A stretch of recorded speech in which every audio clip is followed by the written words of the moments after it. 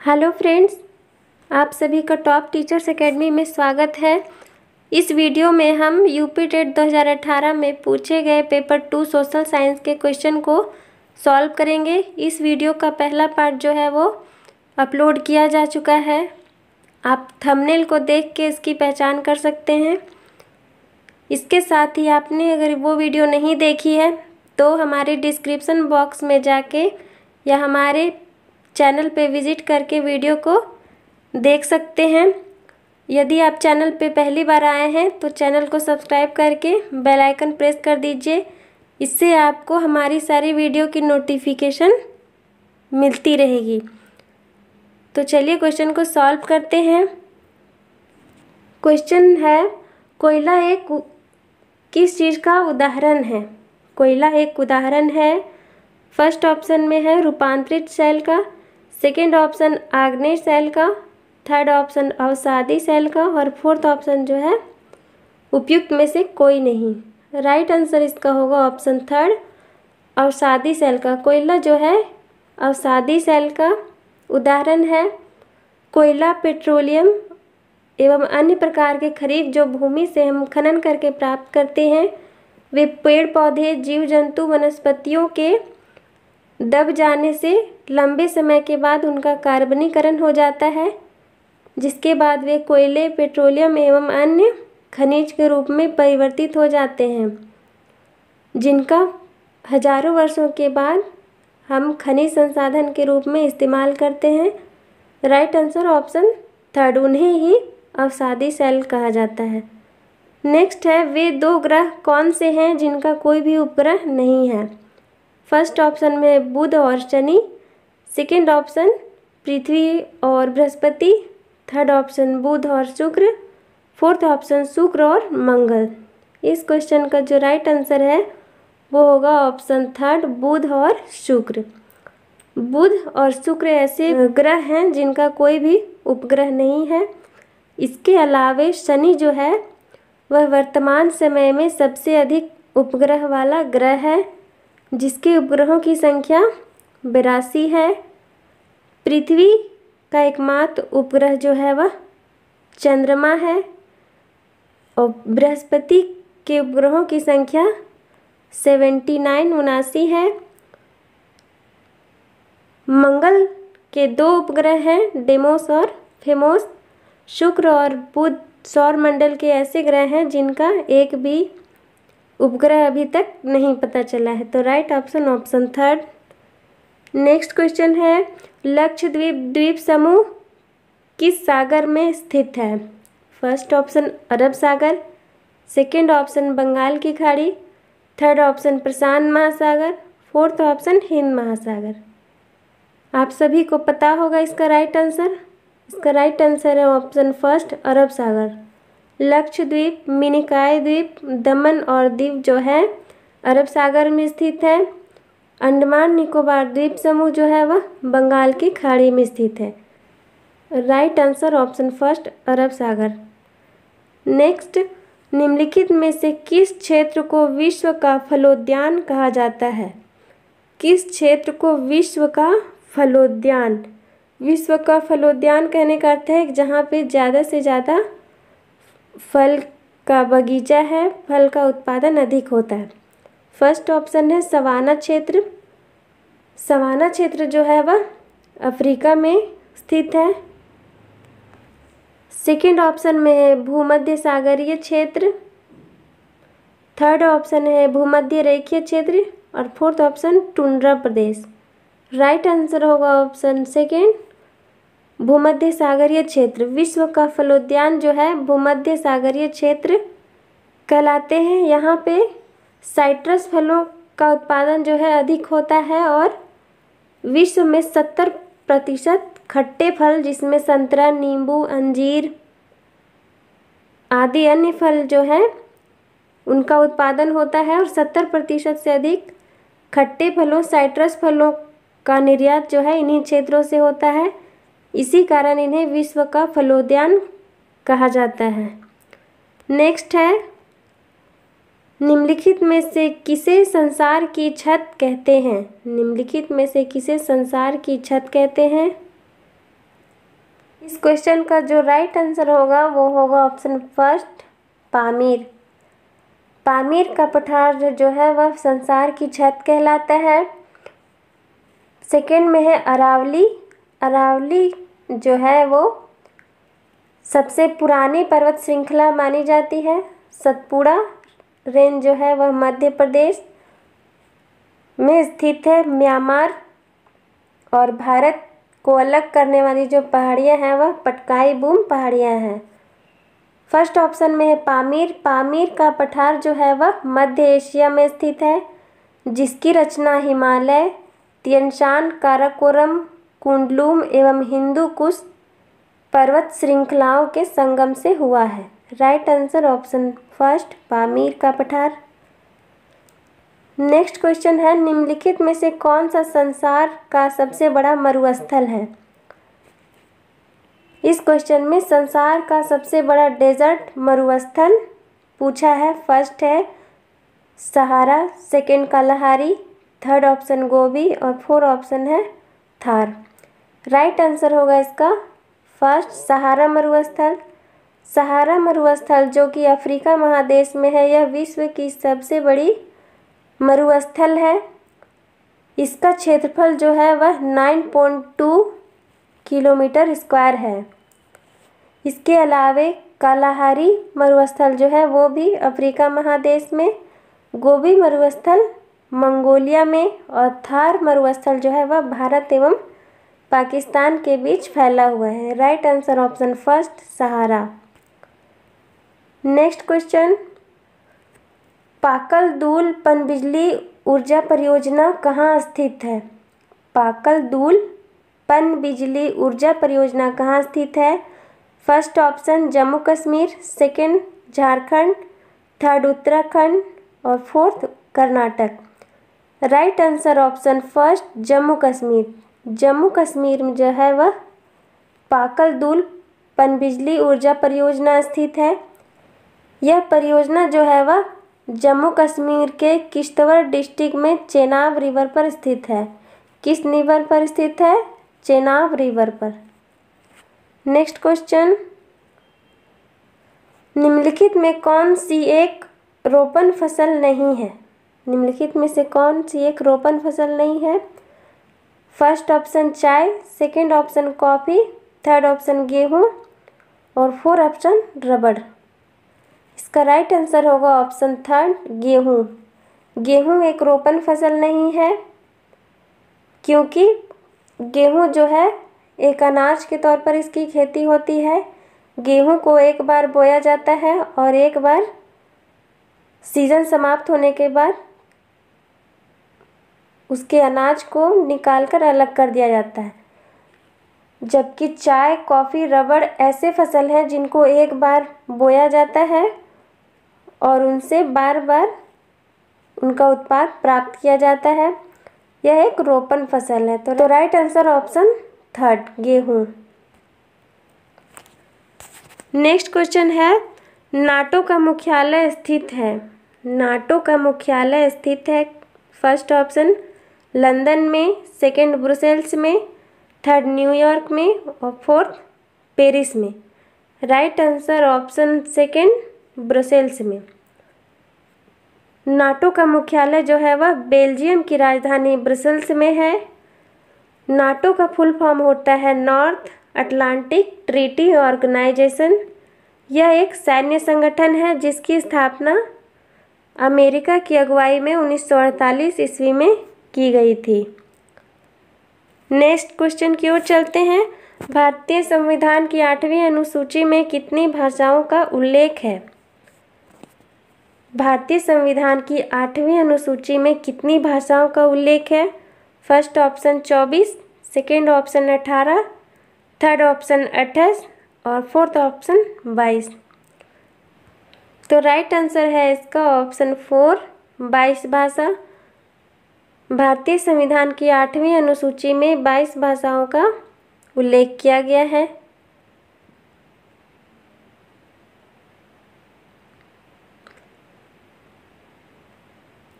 Next question, निम्नलिखित में से कौन सा एक भारतीय संविधान की प्रस्तावना का भाग नहीं है?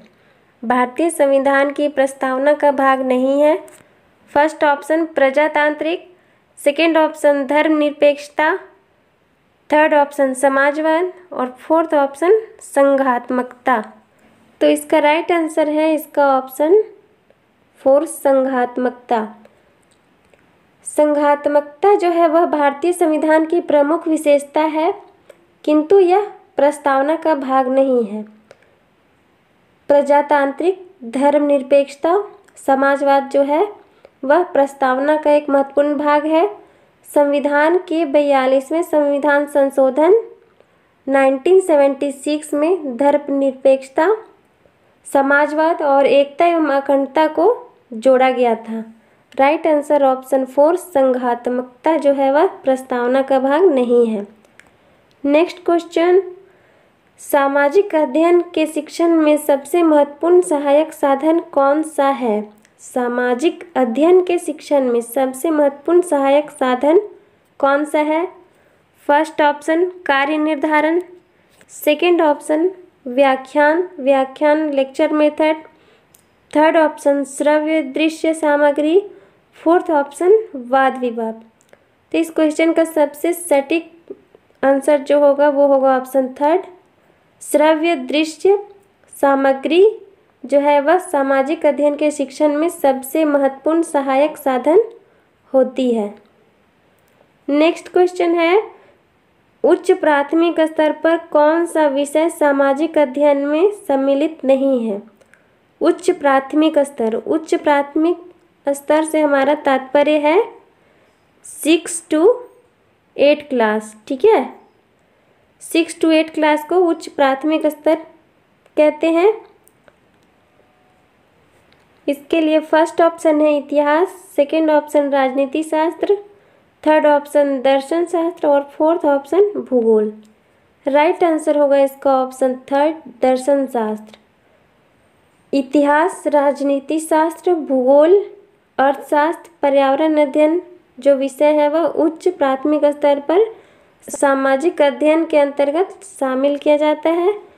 दर्शन शास्त्र एक ऐसा विषय है जो स्कूल में नहीं पढ़ाया जाता है, यह विषय जो है वह हायर सेकेंडरी लेवल पे पढ़ाया जाता है। तो राइट आंसर ऑप्शन 3।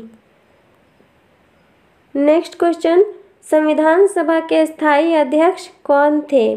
संविधान सभा के स्थायी अध्यक्ष कौन थे? First option doctor Rajendra Prasad, second option doctor सच्चिदानंद सिन्हा, थर्ड ऑप्शन जो है वह जवाहरलाल नेहरू और fourth option doctor KM Munshi. तो इसका राइट आंसर है option first doctor Rajendra Prasad. आपको बता दें कि संविधान सभा की पहली बैठक 9 दिसंबर 1946 को हुई थी। 9 दिसंबर 1946 को डॉक्टर सच्चिदानंद सिन्हा को वरिष्ठता के आधार पर संविधान सभा के अस्थायी अध्यक्ष के तौर पर चुना गया था, किंतु 11 दिसंबर 1946 को डॉक्टर राजेंद्र प्रसाद को सर्वसम्मति से स्थायी अध्यक्ष के तौर पर चुन लिया गया था। तो राइट आंसर ऑप्शन पहला। इसके साथ ही संविधान सभा में संचालन समिति के अध्यक्ष जो हैं वो डॉक्टर राजेंद्र प्रसाद बनाए गए थे। नेक्स्ट क्वेश्चन, राष्ट्रपति की अनुपस्थिति में उसके समस्त कार्य किसके द्वारा किए जाते हैं? राष्ट्रपति की अनुपस्थिति में यदि राष्ट्रपति अनुपस्थित हो तो उसके समस्त कार्य किसके द्वारा किए जाते हैं? फर्स्ट ऑप्शन है राज्यपाल, सेकंड प्रधानमंत्री, थर्ड उपराष्ट्रपति और फोर्थ ऑप्शन भारत का मुख्य न्यायाधीश। Right answer option third, option third में है उपराष्ट्रपति। राष्ट्रपति की अनुपस्थिति में उपराष्ट्रपति है जो वह समस्त कार्य करते हैं। यदि राष्ट्रपति और उपराष्ट्रपति दोनों अनुपस्थित हों तो भारत के मुख्य न्यायाधीश जो है वो राष्ट्रपति के कार्यों का निर्वहन करते हैं। तो right answer option third. Next question, निम्नलिखित में से किस नाभिकीय संधि का भारत सदस्य है? निम्नलिखित में से किस नाभिकीय संधि से तात्पर्य है परमाणु ऊर्जा एवं परमाणु हथियार से रिलेटेड जो भी संगठन है, समझौते हैं, उसका सदस्य भारत है। First option PTBT, second option CTBT, third option NPT, fourth option उपयुक्त में से कोई नहीं। राइट आंसर होगा इसका ऑप्शन पहला पीटीबीटी। पीटीबीटी का फुल फॉर्म है partial nuclear test ban treaty. Partial nuclear test ban treaty. इसकी स्थापना जो है वह 1963 में हुई थी। इसको हिंदी रूप में आंशिक परीक्षण निषेध संधि कहते हैं। इसके तहत वायुमंडल, बाह्य अंतरिक्ष और भूमिगत जल में परमाणु अस्त्र के परीक्षण पर रोक लगाया गया है। तो राइट आंसर ऑप्शन फर्स्ट। इसके अलावा सीटीबीटी, एनपीटी भी परमाणु परीक्षण प्रतिषेध संधि ही है जिनका सदस्य अभी भारत नहीं है। तो right answer first. Next question, हाल ही में कहाँ शांति स्थापना हेतु भारतीय सैनिकों को संयुक्त राष्ट्र पदक मिला है? हाल ही में कहाँ शांति स्थापना हेतु भारतीय सैनिकों को संयुक्त राष्ट्र पदक मिला है? First option Congo, second option Somalia, third option दक्षिण सूडान और फोर्थ ऑप्शन उपयुक्त में से कोई नहीं। राइट आंसर ऑप्शन थर्ड दक्षिणी सूडान। हाल ही में दक्षिणी सूडान में भारतीय सैनिकों द्वारा किए जाने कार्यों के लिए उन्हें संयुक्त राष्ट्र पदक से सम्मानित किया गया है। नेक्स्ट, निम्नलिखित में से कौन सा संयुक्त राष्ट्र संघ का अभिकरण नहीं है? संयुक्त राष्ट्र के अंतर्गत आने वाली कौन सी संस्था या अभिकरण नहीं है? फर्स्ट, संयुक्त राष्ट्र शैक्षणिक, वैज्ञानिक और सांस्कृतिक संगठन जिसे यूनेस्को भी कहा जाता है। सेकंड है विश्व स्वास्थ्य संगठन WHO। थर्ड ऑप्शन खाद्य एवं कृषि संगठन फूड एंड एग्रीकल्चर ऑर्गेनाइजेशन और फोर्थ ऑप्शन है अंतर्राष्ट्रीय न्यायालय इंटरनेशनल कोर्ट ऑफ जस्टिस। तो इसका जो राइट आंसर है वो इनमें से कोई नहीं, ऑप्शन 5 होगा, क्योंकि UNESCO, WHO, food and agriculture organisation एवं अंतर्राष्ट्रीय न्यायालय ये चारों संस्थाएं जो है वह संयुक्त राष्ट्र संघ का अभिकरण है। यूनेस्को की स्थापना जो है वह 16 नवंबर 1945 ईस्वी को हुई थी और इसका मुख्यालय फ्रांस की राजधानी पेरिस में है। विश्व स्वास्थ्य संगठन की स्थापना 7 अप्रैल 1948 ईस्वी को की गई थी। इसका मुख्यालय जिनेवा में स्थित है। फूड एंड एग्रीकल्चर ऑर्गेनाइजेशन खाद्य और कृषि संगठन की स्थापना जो है वह 16 अक्टूबर 1945 ईस्वी को हुई थी। 16 अक्टूबर को विश्व खाद्य दिवस के रूप में भी मनाया जाता है। इसके साथ ही लास्ट ऑप्शन अंतर्राष्ट्रीय न्यायालय जो है वह 26 जून 1945 ईस्वी को गठित हुआ था और इसने 1946 ईस्वी में अपना कार्य करना आरंभ किया था। तो राइट आंसर जो होगा इसका ऑप्शन 5, इनमें से कोई नहीं, क्योंकि ये जो चारों अभिकरण हैं यूनेस्को, WHO, FAO और इंटरनेशनल कोर्ट ऑफ जस्टिस ये सभी संयुक्त राष्ट्र संघ के अभिकरण हैं। नेक्स्ट क्वेश्चन, कौन सा उर्वरक किसान खाद के नाम से जाना जाता है? कौन सा फर्टिलाइज़र जो है वह किसान खाद के रूप में जाना जाता है? First ammonium sulphate, second calcium nitrate, third calcium ammonium nitrate, fourth option ammonium sulphate nitrate.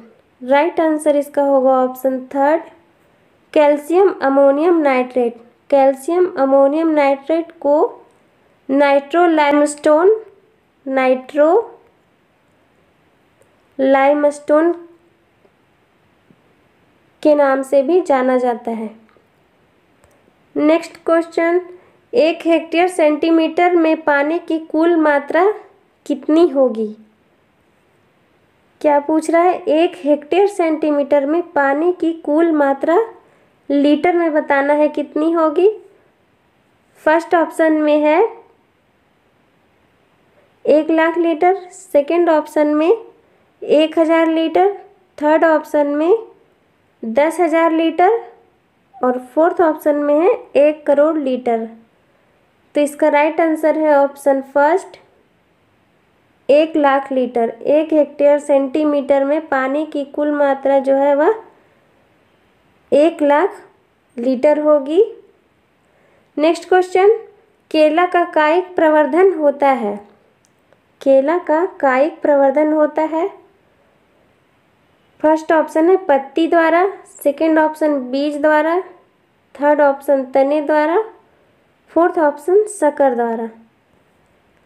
Right answer इसका होगा ऑप्शन 4, शक्कर द्वारा। केला का कायिक प्रवर्धन जो है वह शक्कर द्वारा होता है। कायिक प्रवर्धन जो है एक ऐसा जनन होता है जिसमें जड़, तना, पत्ती, शक्कर आदि के द्वारा पौधे अपना विकास करते हैं, वृद्धि करते हैं। कायिक प्रवर्धन जो है वह कृत्रिम एवं प्राकृतिक दोनों तरह से हो सकते हैं। राइट आंसर ऑप्शन 4, शक्कर द्वारा। नेक्स्ट क्वेश्चन, निम्नलिखित में से कौन सा उर्वरक तीव्र आर्द्रता ग्राही होता है? निम्नलिखित में से कौन सा उर्वरक तीव्र आर्द्रता ग्राही होता है? First sodium nitrate, second ammonium sulphate, third calcium ammonium nitrate और फोर्थ ऑप्शन है यूरिया। राइट आंसर होगा इसका option third, calcium ammonium nitrate. यह तीव्र आर्द्रता ग्राही होता है, इसी कारण इसे किसान खाद के रूप में जानते हैं। कैल्शियम अमोनियम नाइट्रेट को नाइट्रो लाइमस्टोन के नाम से भी जाना जाता है। नेक्स्ट क्वेश्चन, खेत में हरी खाद वाली फसल की पलटाई की उपयुक्त अवस्था कौन सी है? खेत में हरी खाद वाली फसल की पलटाई की उपयुक्त अवस्था कौन सी है? फर्स्ट ऑप्शन फूल आने के पश्चात की अवस्था, सेकेंड ऑप्शन प्रारंभिक अवस्था, थर्ड ऑप्शन फूल आने से पूर्व की अवस्था या फोर्थ ऑप्शन परिपक्व अवस्था। राइट आंसर ऑप्शन थर्ड, फूल आने से पूर्व की अवस्था जो है वह हरी खाद वाली फसल की पलटाई की उपयुक्त अवस्था कहलाती है। नेक्स्ट क्वेश्चन, फल के रस में चीनी की सांद्रता मापी जाती है। किसी फल में कितना शुगर है यह किससे मापा जाता है? First option refractometer, second option चीनोमीटर, third option potometer, fourth option dendrometer. Right answer इसका होगा ऑप्शन पहला, रिफ्रैक्टोमीटर। रिफ्रैक्टोमीटर के द्वारा किसी फल में कितनी चीनी की मात्रा है, सांद्रता है, वह मापा जाता है। इसके अलावा थर्ड ऑप्शन में है पोटोमीटर। तो पोटोमीटर का उपयोग जो है वह वाष्पोत्सर्जन को मापने के लिए किया जाता है। किसे मापने के लिए? वाष्पोत्सर्जन को मापने के लिए। नेक्स्ट क्वेश्चन, जेली बनाने में पेक्टिन का प्रमुख कार्य क्या है? जेली बनाने में पेक्टिन का प्रमुख कार्य क्या है? फर्स्ट है फलों के रस का थक्का बनाना, सेकंड फलों के रस को मीठा बनाना, थर्ड ऑप्शन है फलों के रस को साफ करना, फोर्थ ऑप्शन है फलों के रस को रंगीन करना। राइट आंसर होगा ऑप्शन पहला, फलों के रस का थक्का बनाने में पेक्टिन का प्रमुख योगदान होता है। जब किसी फल के पेक्टिन और अम्ल युक्त गुदे को चीनी के साथ एक निश्चित अनुपात में मिलाकर एक निश्चित अवधि तक उबालने से चिपचिपा पदार्थ बनता है, उसे जैम कहते हैं। पेक्टिन एक प्रकार का डाइटरी फाइबर होता है जो शरीर को कई प्रकार के फायदे पहुंचाता है। यह विभिन्न प्रकार के पेड़ पौधों में पाया जाता है। तो राइट आंसर ऑप्शन पहला, फलों के रस का थक्का बनाने में पेक्टिन का इस्तेमाल होता है। नेक्स्ट क्वेश्चन, टमाटर का लाल रंग किस रंजक के कारण होता है? पहला xanthophyll, second anthocyanin, third cyanide और फोर्थ लाइकोपिन। टमाटर का लाल रंग जो है वह ऑप्शन डी लाइकोपिन वर्णक के कारण होता है। इसके अलावा सेकंड ऑप्शन में है एंथोसाइनिन। एंथोसाइनिन के कारण जो है सेब का रंग लाल होता है। जेंथोफिल जो है वह फूलों को रंग प्रदान करता है। फूलों में पीले रंग जेंथोफिल के कारण होता है। राइट आंसर ऑप्शन 4 लाइकोपिन के कारण टमाटर का रंग लाल होता है। नेक्स्ट क्वेश्चन, नींबू का फल प्रचुर स्रोत है। पहला सिट्रिक अम्ल के लिए, सेकंड टार्टरिक अम्ल के लिए, थर्ड मैलिक अम्ल के लिए, फोर्थ एसिटिक अम्ल के लिए। नींबू का फल, संतरे आदि जो खट्टे फल है जिसमें नींबू और संतरे खास तौर पे शामिल है, वे साइट्रिक अम्ल के अच्छे स्रोत माने जाते हैं। टार्टेरिक अम्ल जो है वह नींबू एवं इमली में पाया जाता है।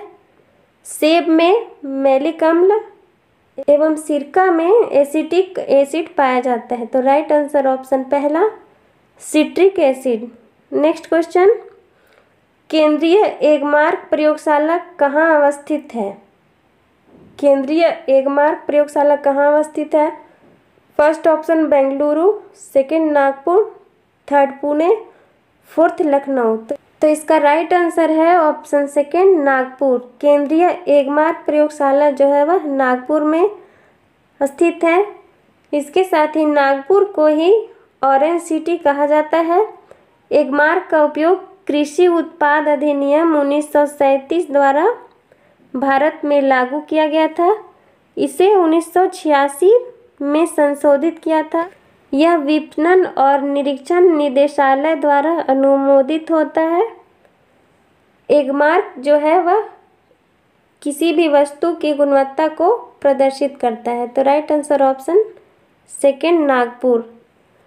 नेक्स्ट क्वेश्चन, अचल स्वर कौन से हैं? पहला है स ग, दूसरा है स प, तीसरा ऑप्शन है स म, फोर्थ ऑप्शन है स और ध। अचल स्वर जो है वह ऑप्शन सेकंड स और प है। सबसे पहले हम ये जानते हैं कि अचल स्वर कौन से होते हैं। सभी शुद्ध स्वर जो है वो अचल स्वर की श्रेणी में आते हैं।